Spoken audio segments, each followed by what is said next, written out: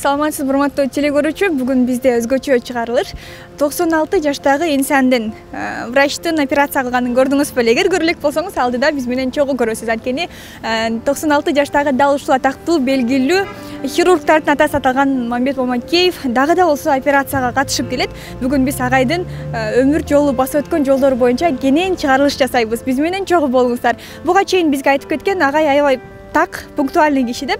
Андыктан биз айтылган убакыттан 5 мүнөт эрте келдик. Алдыда чогуу кызыктуу маектин көзү болосуздар.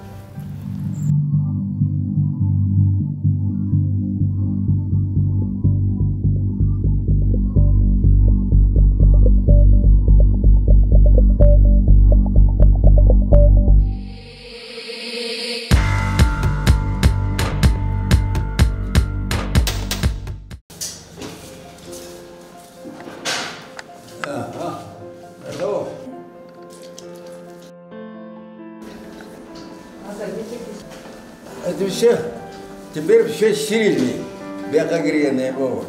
И спиртмен обрабатывают, теперь перчатка. Да, Яро? А теперь басыш, туруш, трудно, так? Остальные все нормально. Камень желчного пузыря. Сейчас камень желчного пузыря подлежит только удалению. Вот теперь уже мы около 20 лет работаем вот этой высокой технологией. Раньше этого такого не было. Мы открывали живот вот так или так, 20-30 сантиметров. Пока доходили до печени, желчный пузырь, кожи, подкожный жировой, мышцы, брюшины, потом очень трудно было. А сейчас медицина растет, техника растет. Теперь смотрите, разрез нет, без открытия, разрез нет. Вот аппарат, несколько. Через брюшную полосту дырки делаем, проводим эту самую брюшную полосту. Теперь мы сюда не только аппаратом, смотрим только телевизор. Только соединяем, кесіп саламыз, все удаляется. Был электроток, что жақсы. Одновременно режет, одновременно сосуды на канаса коагулирует. Тоқтатады, да? Никакой урвес берешной стенки не будет. Больной ертең тұрып кетеді. 3-4 күн үйіне шығып кетеді. Ече бүгін не Руслан? Я. Анын барын күтіп отырмайды. Я. Бул жерде каласызбы же кетесизби азыр? Силерге 4 операция. Анын барын жасаш керек. Музейді көрсем, оқмыш. Аны қарап чық көрсетеді. Анда саған емнесі жақсы жүзінде. Қырғызстанда жоқ. Өзіміз собственный, өзіміз организовать.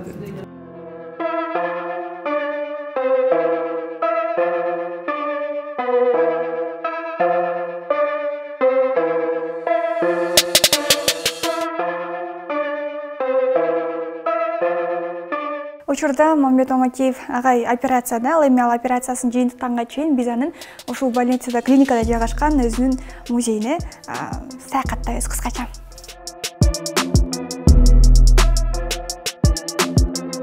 Бул жакта агайдын ошол сүрөттөрү, сыйлыктары, жалпы эле бир байлыктары бүт ушул жакта экен. Буга чейинки алган сыйлыктары, орден, медальдар бул жакта экен. Клиниканын мыкты, ошол өлкөбүздөгү мыкты профессор, хирург агайлардын сүрөттөрү бар экен, врачтардын сүрөттөрү. Мындай музей бизде Кыргызстанда мен билишим боюнча азырча жок.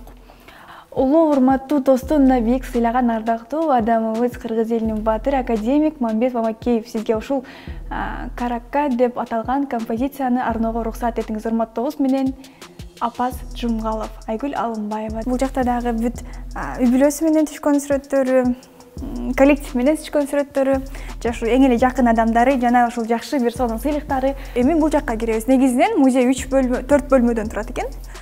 Биз азыр чоң залына келдик, свет деген муракта. Ал эми бул жактагы сүрөттөгү жалпы врачтар, хирургтар бул ушул клиникада иштеген врачтардын сүрөттөрү экен. Адам жеңбей турган эч нерсе жок. Бул агайга таандык цитата. Ал эми бул бурчта Мамбет агайдын жалпы өзүнүн үй бүлөсүнүн сүрөттөрү экен. Балдары, бул жакта жубайым Сокен менен деген да сүрөтү бар экен. Жаш кезиндеги сүрөттөрү, апасы менен чыккан сүрөтү, ал эми бул болсо балдарынын келинчектери.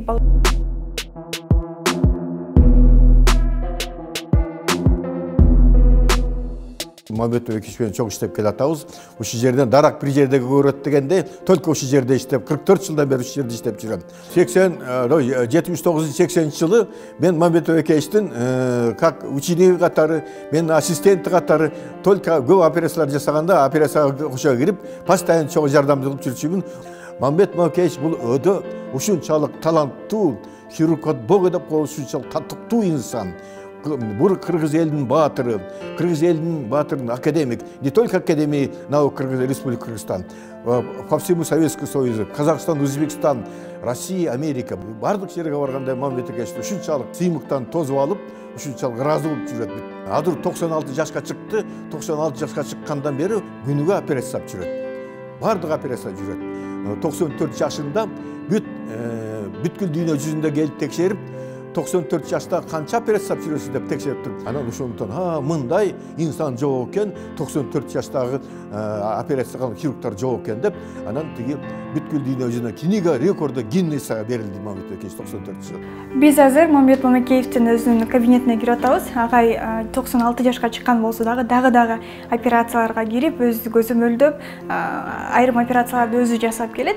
Азыр бул жери кабинетинде экен, айрым күндөрү бул жерде түнөп да калат экен. Азыр биз кирип агай менен кенен маектешебиз. Алгач эле агай менен амандашкандан соң дароо эле анын баалыгынан баштадык. Дал ушул бүгүнкү күнгө чейинки өмүр жолун, таржымалын кенен баяндап берүүсүн сурандык. 1 октябрдан тартып 95-ке кеттим. Ошон үчүн мен ар дайым башка жактан пример албайм. Ким элем, ким болдум деп ошондон баштайм. Менин бала чагым Кереге Таш, Ак Суу району. Ошол жакта туулуп өскөм. Саргамыш орто мектебин 46-жылы бүтүп, анан сразу ушу мединскага келдим да. Эми ал убакта 40 мугалим деген жок.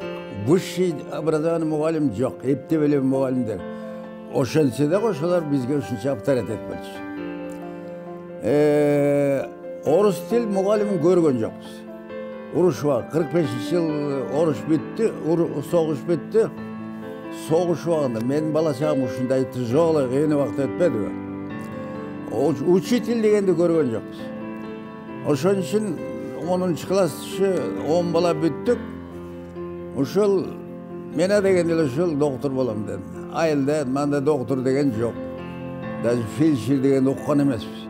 Айылда молдо бакчылар болчу. Кыйын турмуш эле, жокчулук, кедейчилик. Доктор болом деп эле бала чагым анан ушундай кичине үмүтөнүп жанан 46-жылы келдим да. Келгенде да бизди жакшы принимайт. Кыргыз врач деген жок анда. Жалгыз Акынбаев бар экен. Бүт коллектив, состав, мугалим бүт. Көпчүлүк еврейлер бар. Бир кыргыз медсестра жок. Кыргызча сүйлөгөн. Анда мен башынан айтып келип жетпейм. Мен, например, да нет деген эки сөздү билчү эмесмин. Орус көргөн жокпуз. Жакшы принимать этти, кадр жок. Кадр жок, сразу шүт берди, шейшеп, жазды, кроват. Буларды мен биринчи көрүшүмдө. Айылда баягы чоң ата, чоң анатам 10 киши коммунизм ошондо болчу. Саман, анын үстүнө лантик, жууркан түшүк деген билбейм. Баш аяк жолу ошол жерде эле жатчыбыз. Анда бирилик факультет Ильичевный 220 бала алды, көпчүлүгү орус. Кыргыздан ушул жакшы эле чогултуп келди. Кадр жок деп жакшы эле аракет кылды. Анан ушу 1,5 ай отурабыз, жалдырап отурабыз, уктайбыз. Деген сөз жок. Анан 1,5 айда ушу келген кыргыздардын жарымынан көп качып кетти. Ачарчы, анын үстүнө кыйыны 48-жылы хлебный карточка, аны биз билбей калдыңар да. Хлебный карточка күнүгө 500 граммдан андан башка эч жерде тамак аш деген жок. 500 грамм алабыз, Анан biz Кудайга баягы bir müşökten arpa talkan. Talkan bizni janımızda alıp ошону ала келгенбиz. Kran su, oşa bir kuruşkaga su talkan 2 kaşık aralaştırıp, oşa 500 gramdı bir sutka. 1-2 sonup koyup bundan ben gelgende şul bir bazardan satıp algam şım koyun yok. Mayka turşu but kiyimli ben bilmeyim. Yok bolç. Anan şonu menen geliverdik. Anan geliverip жыңайлағыла жоқ кітап аласы. Андайын сол бая немецкий трофейный киімдерден келе баштады, ошондон гум помуштап бизге бере баштады. Эми андай кийим кийип жыргап эле калдык. Ошон үчүн 1,5 ай окудук. Уктап эле отурабыз. Ошо келген мугалимдер ушуга чейин ыраазымын да. Өзлөрүнүн балдарын да эркелетип үйрөтүмүш болот. Bırak otur, jaldıra öyle mal, hiç de bilmiyoruz. Anan köpçülük kaçıp gitti. Bayıldan alıp ki 100 metre alkan tügönde kaçıp gitti işte.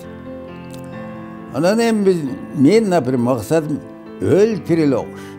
Ayılda bilem kıynalı ölüp atkan, doktor degen yok. Anan hem ne kılavuz? Bizde de aile yok, ketebiz, hem ne kılavuz? Anan sırasızsak bir Kırgız Akınbayıp degen bar dedi. Жалғыз шөгіш екен, доктор. Ошол доцент екен, жаш. 1-2 баланы ешіп алып, ошоны издеп таап бардык иштеген жерине.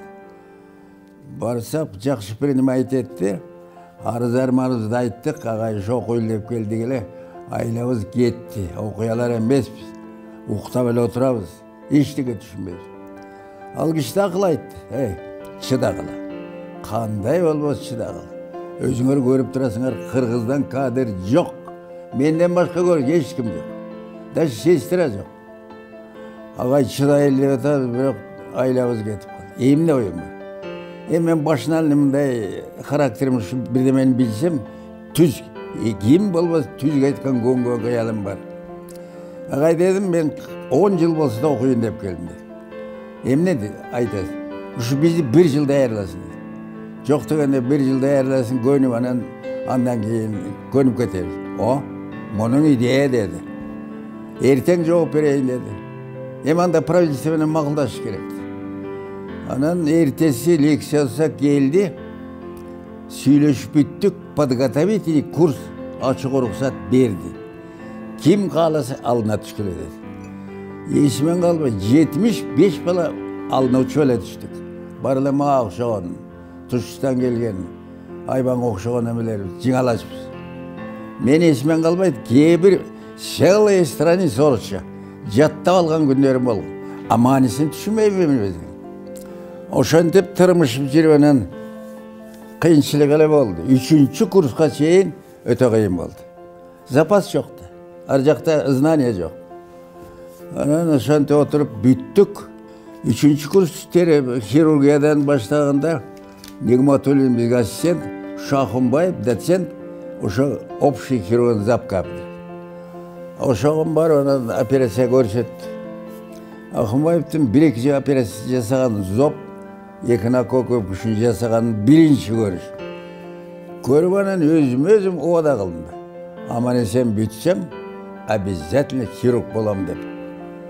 Анан ошондон 3-4-5, анда 5 жыл болчу. Хирургия чуркай баштадым.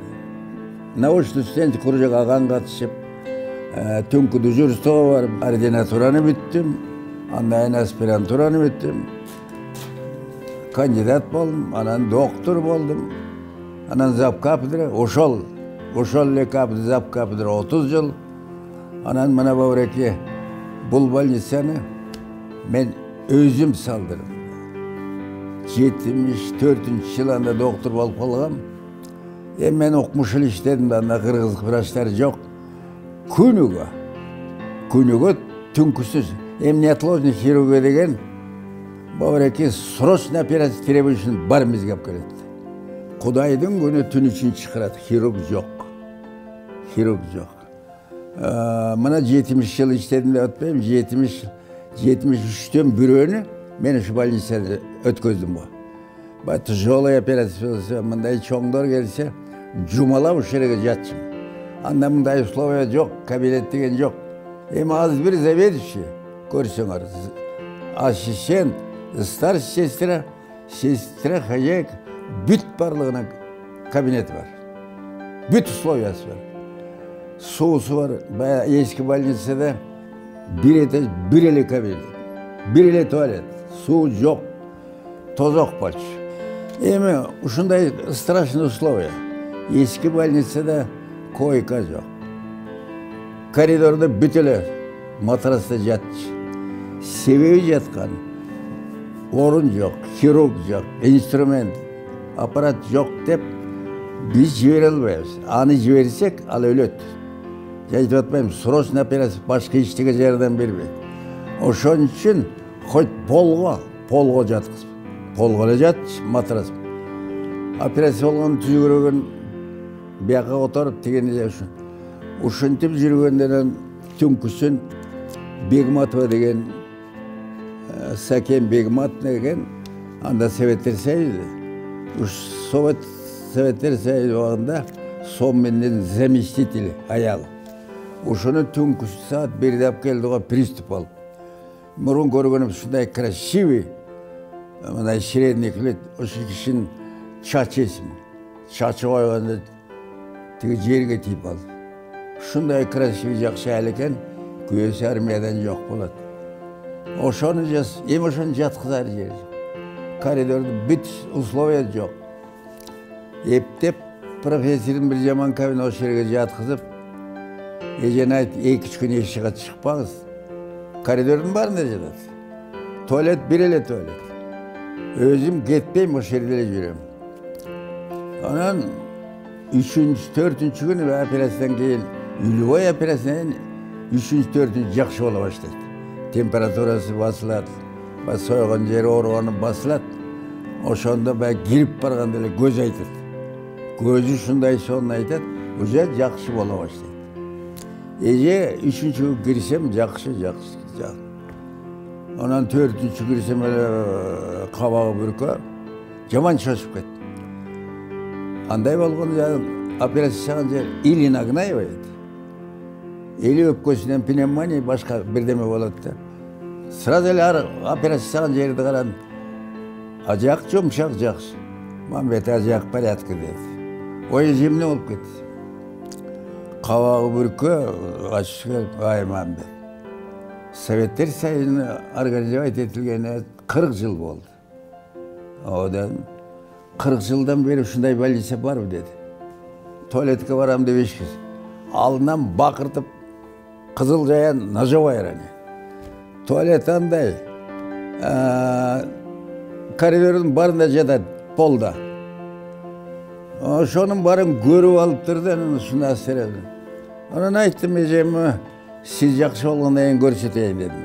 Өзүңүз көрүп алсыз. Моореки рананы мен аттын кuyruğunun kılı menen tikкен күндөрүм болгон. Жок эчтеке.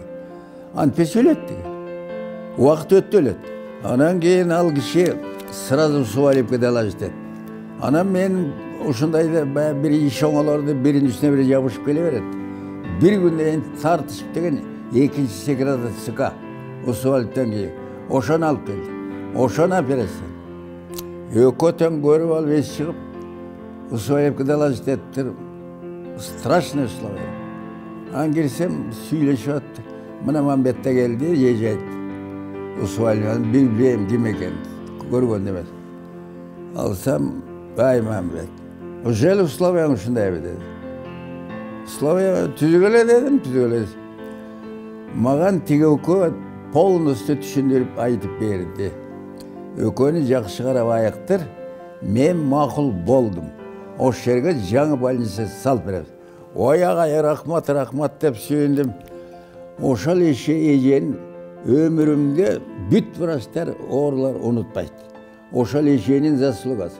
Ошол жерде чыкпай жатып алып, проект, архитект барын чыгарып алып, ошол киши бүт барын түзөп кетпеди. Ал эжени унутпайм, кийин багыш кызматына чыгып барып өлбөдү. Ай жалка. 6 жылда бүттү ушу больница. 6 жыл ушул жерден чыккан жок. Күн түн деп. Прораб болуп отурдум. Эми көп кемчилиги болчу. Кемчилигин баарын өзүбүз жасадык. Могу мен кабинет турган үстел, дорожка, могу телевизор бүт өзүм сатып алдым. Ассистенттерин баарын чогултуп, башынан айттым. Эй, бул жер сенин экинчи үйүң. Ойлобо, баланчадан баланча вакыт иштеп кетем бул больница. Государство. Ар бирине бердим кабинет. Как хочешь. Өкмөттөн жардам жок. Кедейчилик өзүң жасап ал. Азыр ар бир кабинетке кирсең, бүт барында, бүт бары бар. Жат жери бар, иди-чайы бар, телевизори бар, туалети бар, бары бар. Мен кубанган жерим жаңкыда нет деген сөздү билбей келип, мен врач болуп кантип болом дедим. Анан азыр ким болдум дейм. Азыр ким? Азыр менде государство Советтер Союзунан кийин болгон сый, урмат, наград бүт бары бар. Калган жок. Бүт барын берди. Анан эми ошол 70 жыл иштедим деп атпайбы. 70 жылдын ичинде 40 000 операция. 40 000 операция жасадым. Хирургический школаны түздүм, өзүмдүн. Азыр бул жерде бүт. Азыр менде 15 докторуна бар, 30 кандидатына бар, 15 заслуженный врачым бар. Ушунун бары менин балдарым. Субалиевдин убагында, Масалиевдин убагында, Акаевдин болгон бар менен иштештим. Советтер Союзунда заслуженный врач, биринчи депутат болдум. Масалиевдин убагында заслуженный деятель, Манас дружбы народов деген и заслуженный деятель деп берди. Анан Акаевдин убагында ал киши академик кылды, герой кылды, национальный хирургический центр кылды. Анан 4 созбутта депутат болдум. 4 созбутта. Мен укмушул иштедим. Эми мени деле көрө албагандар көп эле болду. Көп эле болду. Мени жоготом дегендер канча. Бая жаш убакытта иштегенде 7 ассистент. Кыргыз жалгыз мен. 7 тең ассистент, доцент, күйөлөрү, профессор, министр. Анда тыртыйып арыкмын, кийим жок. Мен башынан эле характерим бар болчу. Аны билем өзүм. Менде тормуз деген жок болчу. Анан бар эле мага каршы ординатура жагынан бүт. Грубый, нахальный, неграмотный, невоспитанный. Анын бары бар болчу менде. Бары өзүм сезем. Мен ушунга чейин ишенем. Менде өзүмчө ишенген Кудайым бар, колдогон. Хирургия биздики рукоделие. Сразу көрүнүп калат. Мана бул жасаган оорулар айыгып кетет. Кокус ошондон ашып калып, өлсө, осложнение болсо, эртеси эле билинет. Кудай жалгап ошогон. Менин колуман кармай албай калды. Биринчи күндөн мен бар билишет өзүмдө. Биринчи күндөн мактанам. Мени колуман башыман кармай алган. Ошон үчүн кийинки балдарыма айтам. Хирургдун башы, колу соответствовать керек. Балы башы немножко вперед, анан колу. Агер колуң мурунураак кетсе, ооруган кишини шор деп. Чоңдорду айтам, чоңдорго. Башы, тили соответствовать керек. Эми көрүп атпайбыз? Кээ бир чоңдор башында жок, тил эле сайрайт. Анысы кандай бизде дагы. Тил эле сайрайт, колунан келбейт. Ал эртең эле билинип калат. Мен кийин айтпадым, операцияны тил менен жасабайт. Тилиң буудай куурган менен, колуң менен жасап эрте салып өлсө, басалы бүттү. Бул тилиң түбүнөн кесилет, экинчи сүйлөй албайсың. Эртеси эле шым болот. Ошон үчүн мен ишенем, менин колдогон Кудайым бар. Канчалык асылышты. Ушу колуман кармай албай калды. Эми анын баарын айтыш кыйын, азапты көргөм мен жакшы. Адамдын жакшылыгын унутпаш керектен. Мына 96-га азыр мен 6 кишиге өмүр бою ыраазымын. Жардам берген, жакшы сөз айткан. Жаңқы мені жоғал, бүт барлығы есімде. Бірінші Сарғамышта оқып жүргенде анда көпшілігі қалмақтар, мұғалімдер. Тоқаев Қасымбай деген высший образование ушундай соның ішінде директор. Мен анда айылда еркек жоқ, барнел ұрыш қалып кетіп еді. Ошан жүргенде 8-9-ны бүткенде мені запқырман қылып қойды. Бүтті. Тияқы өттінде оқуай қалдым, барбайым дедім. Bir жұмадайын директорға келіп, оқуның қашылғаны қанша алды? 10-15 күн. Емне барбайсың? Jo, бүтті оқуайым дедім. Мұндай қызметқа мен тұрып көргенбіз. Атам армияда, балдар жаш. Ошыларды мен бағышмын. Жоға, бүтті мен оқуайым. Әй, сен әлі қиналып атасың. Бүт мир бойынша қиналып атасың. Епте аттестат алып ал, ақмақтан ба. Ойлан. Деді, жоқ, ойланып бүттім, оқуайым деді. 5-6 ден да келді. Анда груз бөлігім бар болды. Мұғалім нелі жауышып қалдым. Оқуайым дедім, оқуайым деді. 3-4 күндейін жасол почтальон чапқа бір ауышқа бияған повестка берді. Ертең Ақсуға райисполкомға шығырып атасың. Анда шоғын бештелемін. Анан келсем шы райком Жалаң райондан бір 150 баланы чоғылыптыр. Айтты, от күйіп атады, қан ағып атады. Аларға жардам керек. Сілер кемінге, бұл кемін барып 1-2 жыл іштейсіңдер. Ақтүс деген қорғошын шығарған жер. Анда агитация керек, 2 күн енді әріланып келгелі. Анан тұрып бараса, кім мама келіп, мен десе. Сен маған керістеді. Анан келіп отырышындай соның кіші екен. Анан сөйлешіп отырып, емшіні оқуай қалдың дейді. Ағай, мамаке атам армияда. Чоң ата чоғын, өктерім көп. Ошон үшін мұндай қызмет қойын барбай қалдым. Қиыншылық болып атады, ошонсыдағы аттестат алып алсаң болмау екен деді. Мен қалтырайын оқысың ба деді. Ой, сүйін, азыр әлі барайын ағай деді. Қалтырып қойданан барсам директор, чық, көзімі көрмейді. 2 жолы барсам болмай қалды. Емне, қорқ, біреу қорқытты, түш көрдім, емне болды? Өзім әлі деймін, өзім әлі деймін. Оқи берді. Кейін ұқсам, ошы директор бақыр. Айласы кетіп райкомға барып, ұшынтып, қорқытып, оқытпасаң оқытпай қойды. Дейді? Аны мен білбеймін. Кейін ұшы райисполком өзі айтты. Ал кіші мен кейін врач болғанда айбай жол таныш болып аялын операциядан берді. Шындай соның. Ошал айтты. Директорың сен іспайды. Келіп мені үшінтіп қорқытып оқытпай қойды. Ошон үшін мен сені қалтырғам. Ой, ош директор оқымыш кішілер. Мені шындай жақсы көрсін. Ем ошындай көз аш кішілер болсы керек. Анан дағы есімен қалбай. Ушыл. Ерте өліп кетті шы. Илелін ордені заслуженный мұғалім деген алды әлі. Ай бақыш. Кемпірі қалып, кемпірі 3-4 жыл мұрын өлді. Кемпірін өлгіше жардам болдым мен. Анан да бір өсі. Тағы 9-шы класс. Анда еркектің бар армияда. Күйеге шығыш айыл жоқ. Анамай 7-ші класс шайын берге оқығанбыз.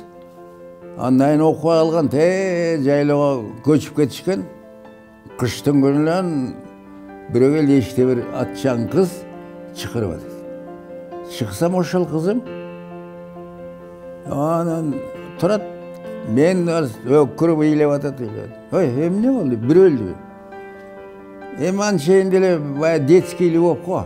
Бірінші. Ейлейтілі. Ой, айтшы, не болды? Мені күйеге берген. Емелгері құдалап қойшыды. Мұның ежесіне құдалаған екен. Ал ежесі өліп қалды. Анан бұл армиядан келетті болы. Енеті, анын сеңдесі шоң ойып қалды. Анама енеті сөйлескен. Бермек болады. Ошондан ейлеп алдым, емне қылам. Енетам қыстап атады. Мен барбайым, өлсем де барбайым. Мен Мамбетке барамысым. Ой, аны армия қалып кетеді, бұл келді. Мен түшімеде кірген емес, аны аял алыш, аны кедейшілік.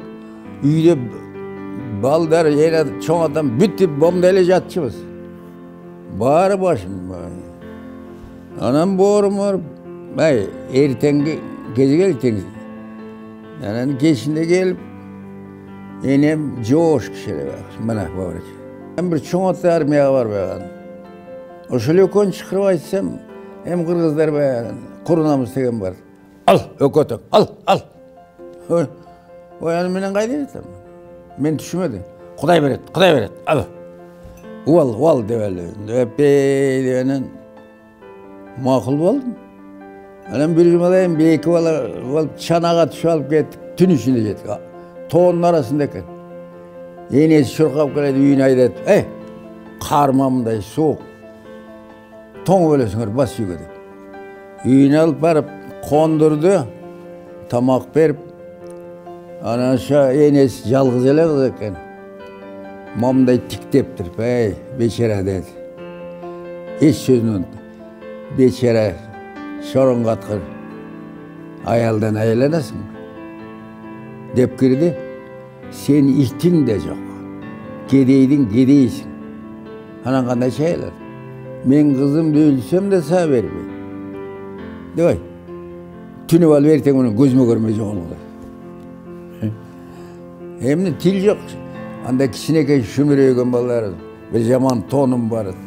Teriden şım. Anan on çıkpay jatıp kaldı. Erten menen kız benim bargan yoldoşum aytır. Enemdi baylap turup keteldi. Ama aytır şuntu. Koy. Erten enesini tutup men jamanat. Gereği yoktu. Ana ertesi şıpıyıp ketip kaldık da. Mana agar oşol kaynenim berip koysa kızın emne oladı. Oku kayda oku. Oşol baykuş kız kaldı. Bayağı kızıl men bu zapkazıdan geliptir. Ömür boyu bozda bıyılap geletem. Enem menen karmaşıp жүрüp enem öldü deydi. Bu yerge jatkızıp, bir cuma jatkızıp, darılap, anamın alıp berip, eyleyt bakış. Hem ne alasın, neyle yok. Denen gitti. Anan üçüncüsü, Şerif degen. Anatomi zapkabıda Kırgız kişi, dedi leylekten. Bu dedim desken kişigen ayalı orus balçı. Bitkende eyle şu desem, dekan, bireli fakultetin. Şerif degen dekan çıkırmadı deyip. Şörkavalı jettim, anatomi zapkabıdır eken. Neydi? Bu tili Kırgız okşuğun öңü soğurak kişi eken. Ana özüne girip sıradım. O ne знает, где Шерif сидит. Турагал, если до сих пор кто такой Шерif, дурак, это я dedi. Oy itile kaldım. Geçiresi ailenin oturup kaldım. Men çıkırdım dedi. Sen хирург болғың келеді dedi. Ошон үшін ординатура қалдым Жоқ, настоящий, но я постараюсь dedim. Я тебе даю совет. Хирург болуш үшін анатомияны үйрен. Ал запкапыдыр екен. Sen түштен кейін келіп сабақ бер. Иначе анатомияны үйрене албайсың. Мен секіріп кеттім. Bir sözüm bilbe anatomiya. Хирурганы bilbe. Oyağa жоқ. Şaşış dedi. Hoppa, anda balam mı canım? Oturup bayısıyla turalım, yok. Bol albayımız. Aç şunu, satır devlet değil. Akmak. Bir vakti rahmat eylesin. Anam 1,5 yıl şu anatomisi sabah bir. Oşondan keyin uçta da koy kirurgi. Oşonda düş. Bu men baldarım hazır anatomiyanı bilbeydi. Teknik operasyonu emniyeti gez bilbeydi. Oşol Şerif degen kişi ömür boyu razı. Ananın törtüsü var ki Friedman, Evrey, birinci günden şu kişinin koluna düştüm. Maksim Ipinç, uşunday жақсы kişiler. Beni жақсы görsün. Al Ülüboy иностранный делегация gelse, meni ardayım moy ıstarşısın dep tanıştırır. Anan аспирант өткенде 2 айға ассистент болып дайындалдым. 2 айға студенческий практика жіберді руководитель. 2 айды оқымыш дедім. Мен келгенде Тянь-Шань обылдыра болып, Тянь-Шань елі бүт арыз жазыптыр, министерство, қат жазыптыр. Бізге жібергілі, Мамакет, 1-2 жылға жоқ, бізде жоқ айлабыз. Министерство Шубылады главный хирургын шығырады дейді. Барсам оқыт. Мені, как ты думаешь? Кедейбіз, ештігем жоқ. Анан көріп тұрам, 1-2 жыл барып келсем деп тойландым. Максимовичке да кірдім. Вот меня вызывали Шубылады, Тянь-Шаньды просит меня. Да, оқып. Мені қарап, а как ты думаешь? Максимович, может, 2 года быстро пройдет? Мен оңалғанша барып келейін десем, отышында да разы. Нет, не поедешь. Сенің көзіме көрініп тұрады. Сенің местен ордың бір жерде. Көз ашық шығар. Сенің ордың ішің бір жерде. 2 жыл кеттің, ұнут. Ал жаққа бар, дүниеге ешкілге кіресің, ошаны менен хирурга бүтті. Көзі бар кішілі. Нет, деп қойды, бүтті. 95 1 октябрьде өткізбедім. Азыр баушы мирде менің балдарым іштейді. Көпшілігін білбеймін мен. 31-інде көпшілігі поздравить телеграмма келбеді. Ақаев, бывший президент, ошол поздравить ете иліп қойдым. Еманын сөзі уқмыш. Анан фамилиясын ұнып қалдым, бір бала. Қайша алыс, заград іштейді екен. Ошол жазыптыр. Ағай, ата деп. Bir topçulam erişti. Bir yerde çetmavka iştep jirem. Bassam, tursam, iştep olsun. Sizden aytkan sözünüz, sizden aytkan akılınız, sizden til degen tiliniz, kruglый sutка meni eğip berdi. Eğip berdi.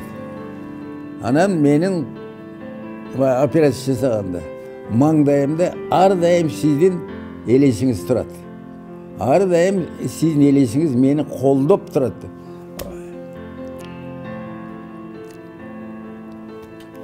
Ошаны оқығанда өкіріп ойлап жібердім. Не деген сөз еді? Емі ұқмыш та. Емі ұқмыш жазып тұр, ұқмыш. Операционда кейде оңой, кейде сложный, башын қататты. Маңдайымдан ардайым көлік оңыз тұрады. Мені қолдап тұрасты. Не деген сөз еді? Анан Канадада бірінші мен аспирантым еврей.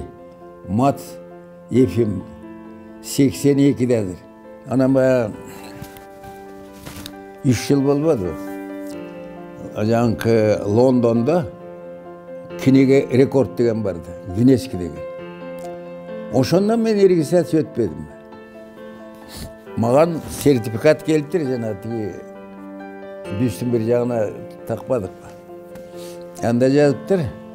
Мире 90.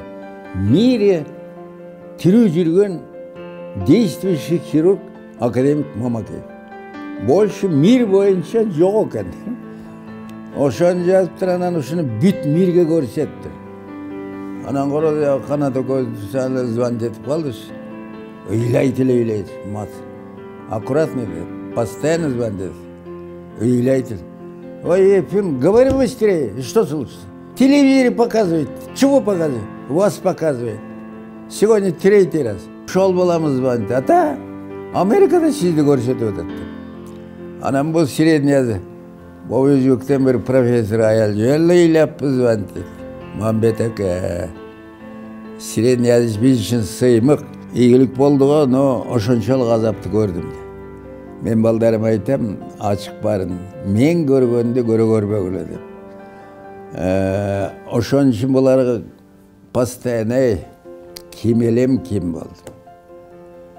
Запомни, мен асмандан готовый түші алған жоқмын. Герой болып, академик болып. Adam жеңбеген ештеңе жоқ. Мен бұл воспитание деген мен ишенбеймін. Bir kişiden men воспитание дегенді көрген жоқ. Мұны жасады. Ушу 14 жашыман өзім баштадым. Жасада бір ай өзім. Үйдің жұмысы, колхоздың жұмысы, школ.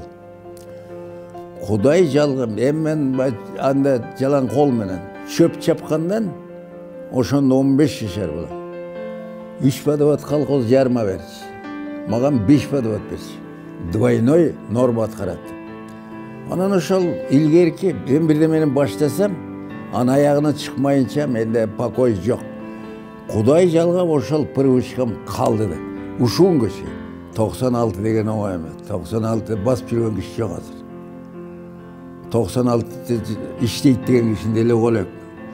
Жатат тура албай. Эми карылык серауна өз милдетин аткарат экен.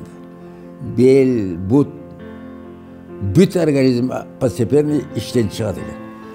Көздүн көрүшүн ачат. Боя кулак укпайт. Запор уйкуну ачар. Апетин ачар. Мен Кудай талам, менин Кудайым бар деген айтып атпайм, ишенген. Мени колдогон Кудайым бар деп атпайм. Алжыган жокмун. Эми 60-тан өткөндөн хирургдар жасай албайт. Көпчүлүгү жасай албайт. Көзүн ачарлайт, мээс склероз, анан колу калчылай берет. Анта албайт. Анан маған Кудай талам жардама. Мына 96-га чейин менин колум калчылап көрөлүк. Бир калчылдай элек. Анан көз начар. Көз начарлай баштады. Кулак начар. Бирок мен унутпайм да мен. Памятим укмуш. Ошо бойдо. Эми мындай болсо дагы шүкүр. Мен эми балдар былтыр коронавируске ооруп калдым. Ай болду го дедим мен, болду. Bir ay жаман кыйналдым. Bir жерде жаттым.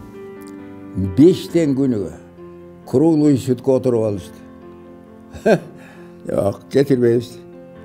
Ой, болду, жок, кетирбейбиз. Деп атпадан калтырып койду. Анан эми мен балдарыма ыраазымын дедим, азыр ушу бүт менин балдарым. Хирург отлично, баары жак. Мен жасаган бүт жасайт. Жаңы канча доктор кандидат даярлап атышат. Мени момундай эле багып атышат азыр.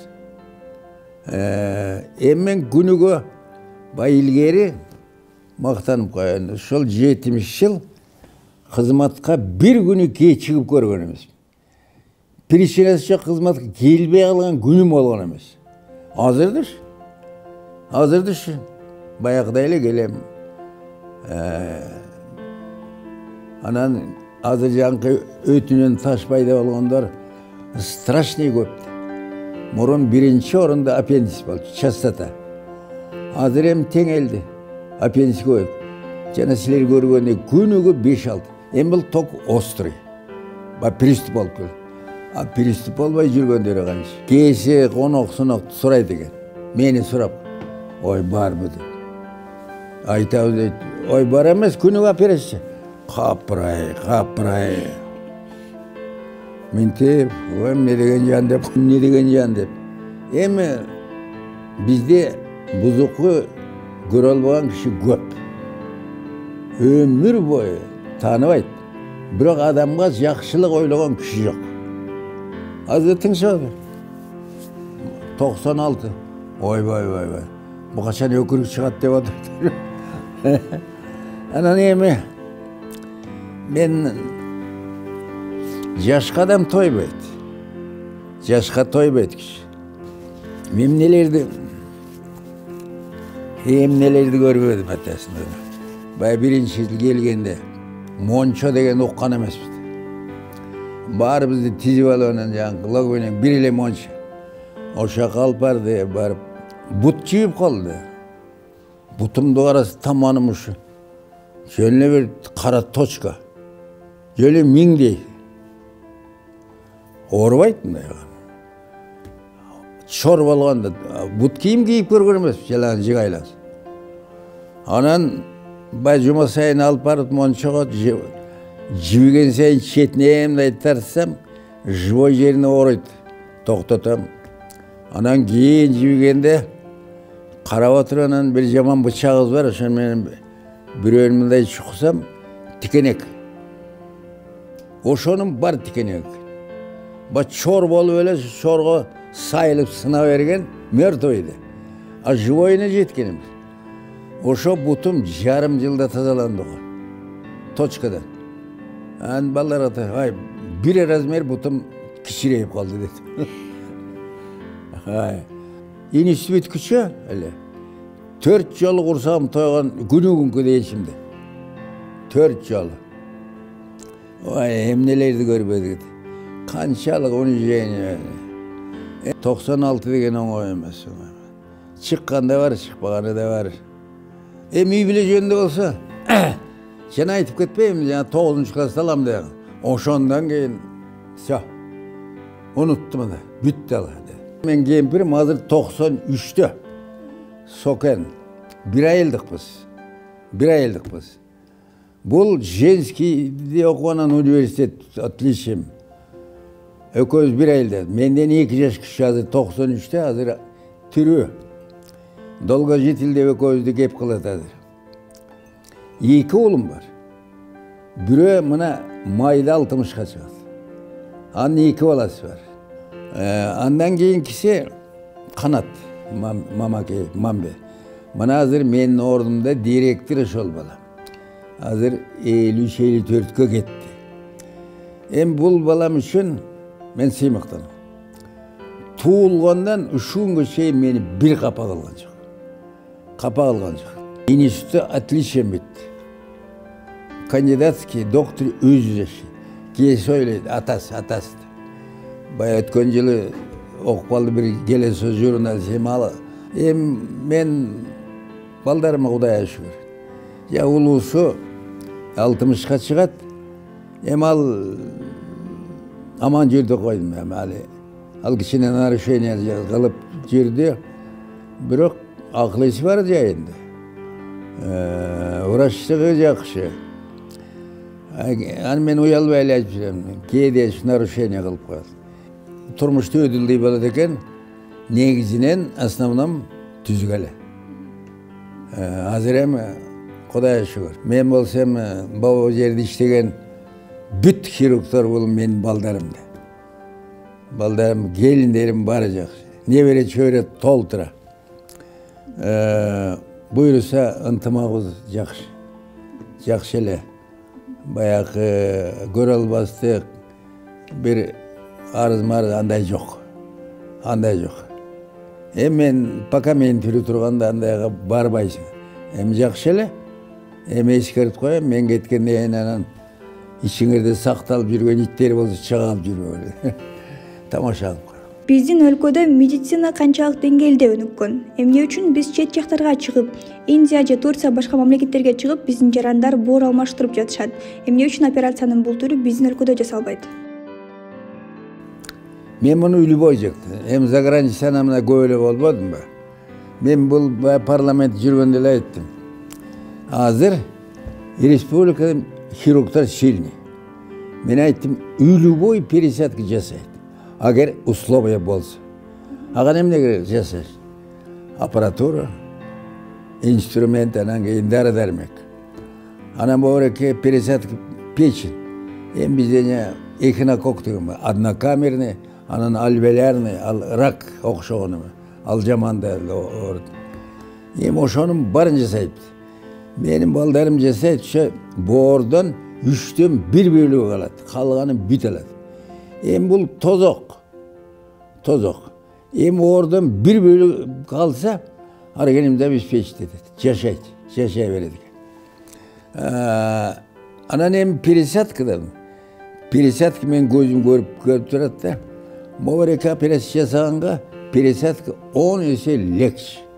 Бул операциянын баарын жасап жүрүшүт. Биздики заграницага барып жүрбөйбү. Бул да эң жаман жери барлыгы болсо дагы донор деп коет. Печеньди кайдан алыш керек? Печень одногруппный, каны одногруппный. Болбосо печень тикке менен эртеси өлөт. Өлүп калат. Ошол кыйын.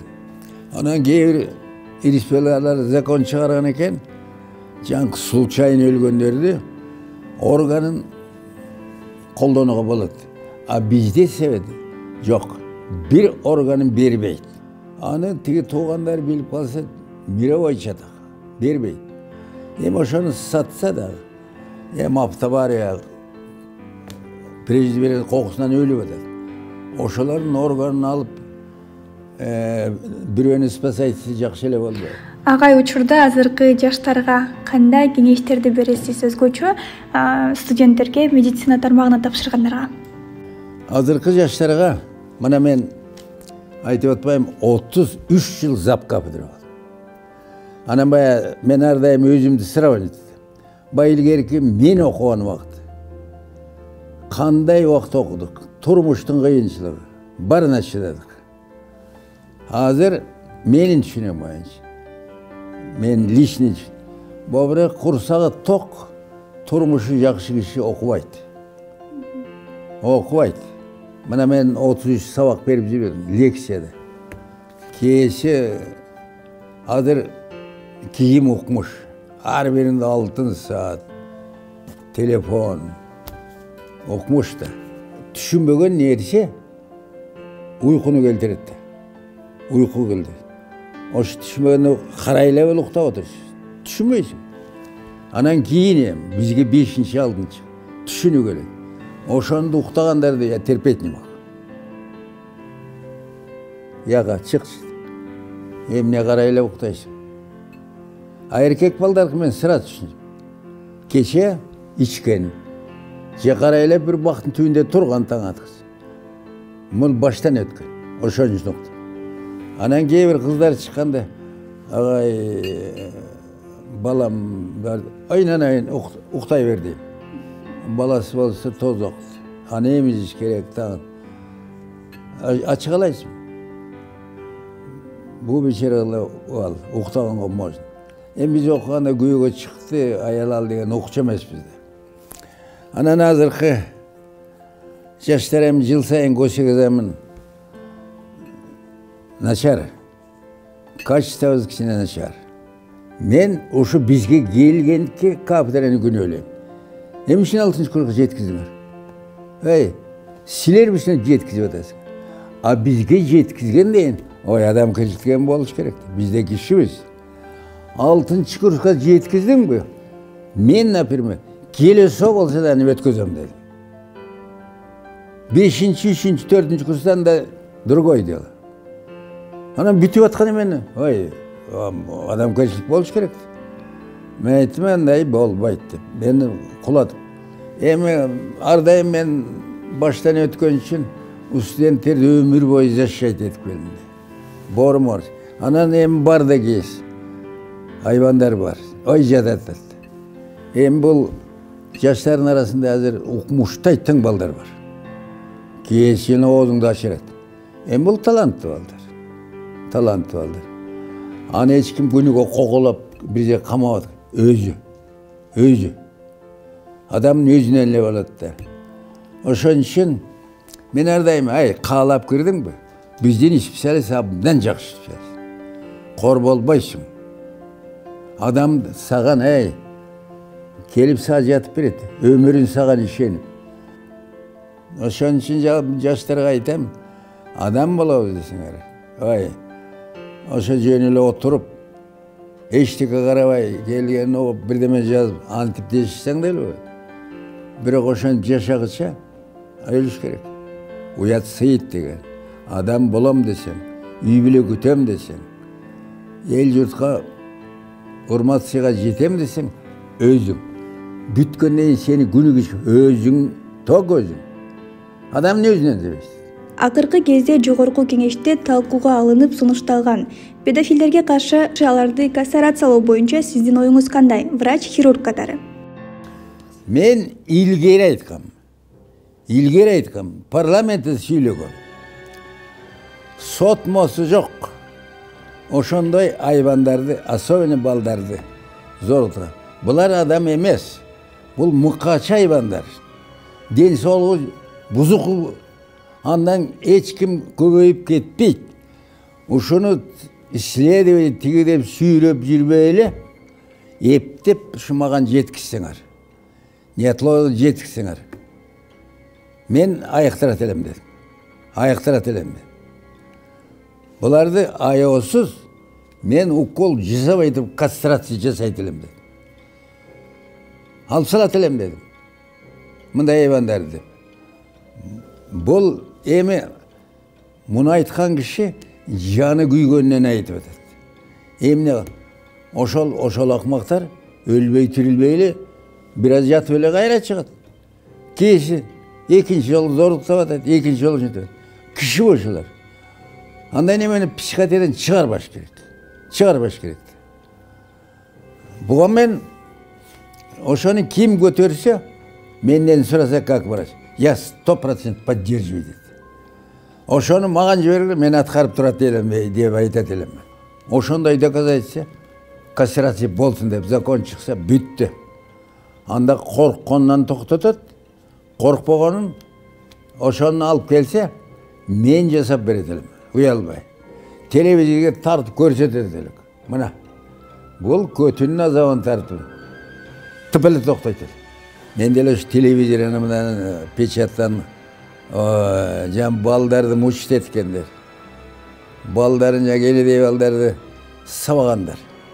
Бу ден соолугу кантип ушу тили чыга элек жөргүлөгөн баланы бакыртып, өкүртүп, муну жанкы айбан карышкырлар жасабайт. Муну түрү энеси атасы жасабайт. Мындай сволочтар мен өз отуруп алып таңыл. Бу сволоч айылын бала деп боздоп жүрүп бала көрбөгөндөр бар.